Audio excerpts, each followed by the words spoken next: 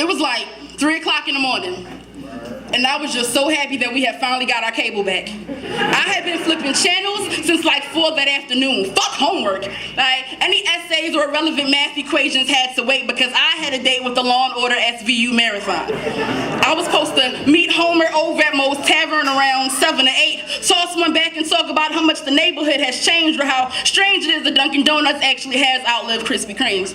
Who'da thunk? Looks like I owe Cartman $20, but I won't see him until 10, so I'll put this reminder on the wire and use that as my excuse for avoiding him, when the truth is, it's just that I don't bang with too many TV shows. I mean, outside of Living Single and Martin, I'm much more addicted to movies. Anything from Cooley High to the Goonies, to any Spike Lee joint to The Last Dragon and Bruce Leroy, Sleepaway Camp 1 and 2, The Breakfast Club, Lackawanna Blues, Serafina and Beloved, 187 and 300, from The Little Shop of Horrors to the original Carmen to Carrie, and I'll watch anything with Samuel L. Jackson because the man is legendary. I fell in love with him back in The Long Kiss Goodnight, so I think it's safe to say that cinema is my life. And for a long time I only had like 3 DVDs, but even they were alphabetized. See, I want y'all to think back to a time when, compared to the food in your cabinets, your VHS tapes might have taken up more space, and the loss of cable wasn't the only reason to pop one in and push play. Shit, back in the day, some people even considered that a date.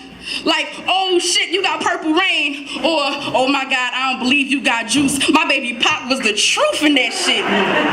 See, some people think it's all about the music and that's it, when it's music and movies that sometimes even determine the future of relationships. Like, if your favorite movie of all time is next Friday, then I know we ain't gonna be together. Fuck you mean compared to school days, the wood was much better. Really? I mean, is that where it's at? See, memories like these came flooding back when I sat in a room with 2 of my favorite poets discussing poetry, openly expressing ourselves and some of our greatest inspirations, remembering how easy it is to find poetry in something as simple as the sliding of a subway car door, reminding our hearts to care more. Like Jessica, we reflect on the poets that have written chapters in our lives and dreams on our hearts, recalling that some of the most important things that we have ever learned have come from poets.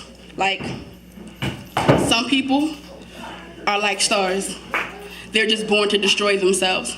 We began reflecting on our foundations, the basis for some of our strongest poetic changes, and just then, one of my favorite poets dug into an old box. Filled to the rim, she handed me a VHS tape with an all too familiar title, launching me back to that late night in the spring around 3 o'clock in the morning. So happy that we had finally got our cable back, because I had been flipping channels since like 4 that afternoon, yet nothing I watched that day mattered as much as this movie.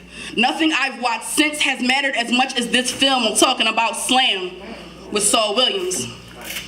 See, this was the movie that introduced me to myself, to the side that lay captive beneath layers of lunchroom battles and street ciphers. She had been reduced down to nothing more than scribbles in the margins of my homework assignments. If my friends only knew that inside those margins lie silent declarations of how beautiful his eyes were, or how our fingerprints were once labyrinths for butterflies. This was the side brought to life by his words. And before the closing credits, I was quoting his verses like the Bible, so I considered him my savior. Amazing how 2 minutes and 34 seconds can alter your behavior. Looks like I found the spot where truth echoes, and it echoed twice over in different octaves, because even when she spoke to me, it affected each one of my chakras, had me hanging on to her every word as if I needed her to breathe. So Jason made more than a believer out of me. It taught me that there can be no such phrase as run free. So by the end of the night, I believed.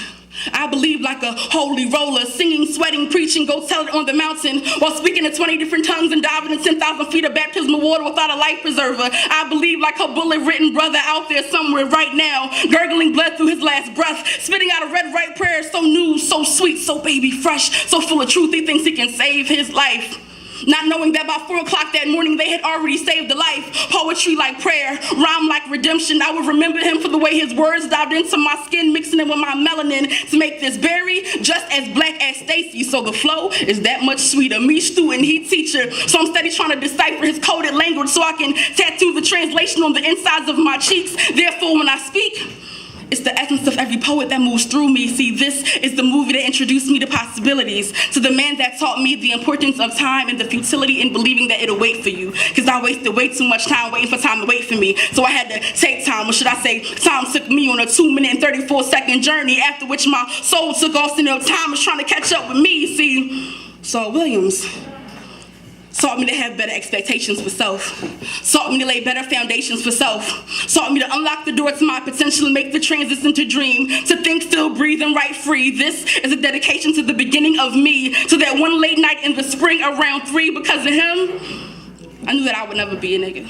Nah, never be a nigga. But a Negro, yes, Negro from necro, meaning death. I overcame it, so they named me after it. And I be spitting at death from behind and putting kick me signs on his back, because I am not the son of Shaklack Clack. I am before that. I am before death is eternity. After death is eternity. There is no death, there's only eternity. And I be riding on the wings of eternity like, yeah, Shaklack Clack. But my flight doesn't go undisturbed, because time makes dreams defer. And all of my time fears are turning my days into daymares, and I live daymares, reliving nightmares of unsongs from my past. Shaklack Clack, time is beating my ass, and I be having dreams of chocolate-covered watermelons filled with fried chickens like piñatas, with little pickaninny sons and daughters standing up under them with big sticks and aluminum foil, hitting them trying to catch pieces of falling fried chicken wings. And Aunt Jemima and Uncle Ben is standing over the corner with rifles pointing at the heads of the little children. Don't shoot the children, I shout. Don't shoot the children, but they say it's too late. They've already been affected by time, but that shit is before my time. I need more time.